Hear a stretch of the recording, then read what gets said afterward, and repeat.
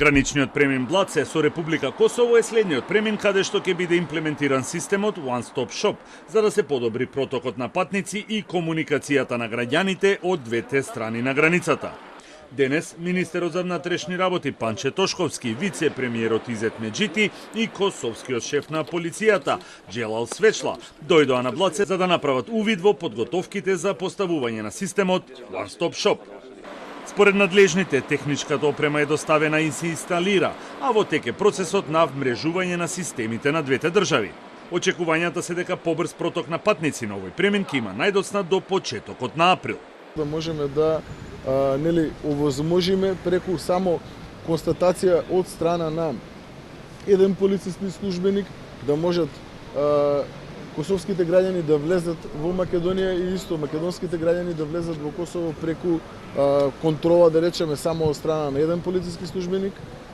Секоја држава го штити својот влез. Текот на месец април би почнале со официјално ставање во функција. Сеќа сториме што можеме да сториме да го направиме тоа и во средина на март. Но еве сега по разговорот со експертите од IT областа велат дека ќе направат се што е можно, најбрзо што може да го пуштиме во функција. Од двете страни на границата се планираат и помали градежни зафати со цел да се зголеми бројот на ленти, односно кабини, и да се зголеми капацитетот на преминот. Пограничниот премин Блаце за побрз проток на патници.